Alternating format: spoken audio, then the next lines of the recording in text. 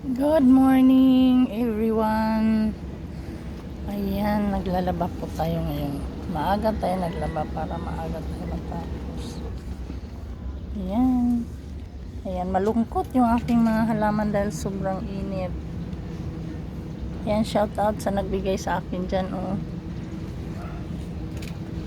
Nasira yung mga dahon. Kaya naka-recover na siya, oh.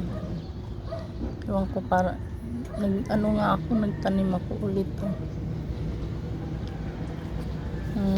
Dahil sa init, sobrang init dito sa taas. Yun yung sili ko mataba. Ito naman, ewan ko bakit kulubot yung dahon, oh.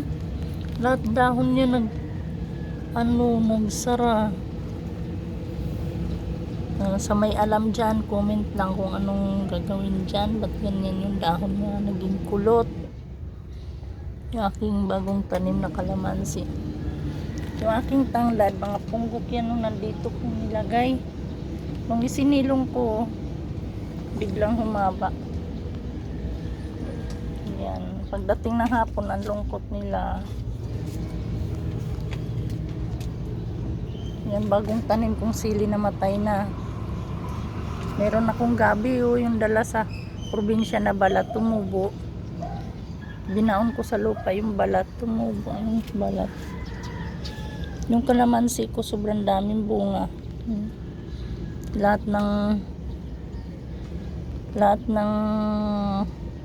may bagong dahon, may bunga, oh. Grabe, sobrang daming bunga niya. Kaso kinain ng uod. Pati sa pinakapuno, meron niyang bunga. Yan. Dami.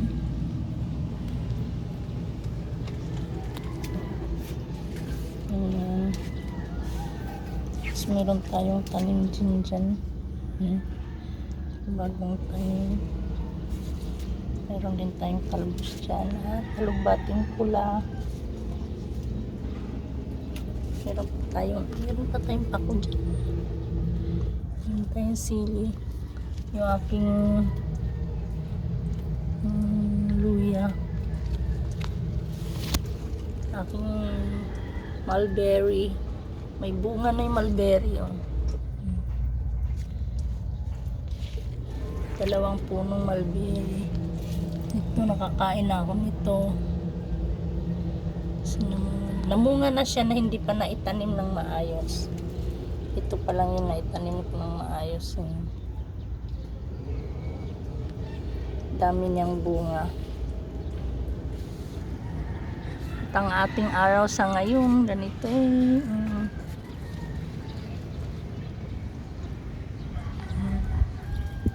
ang school, oh, hindi pa naitayo ulit.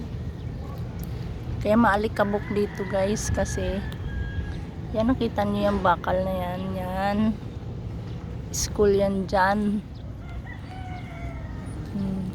Kaya madaling tultulin yung aming bahay kasi malapit lang sa school.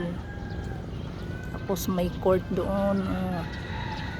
Ayan, dagat na, diba? Kaya yung aking halaman nahihirapan kasi sobrang init.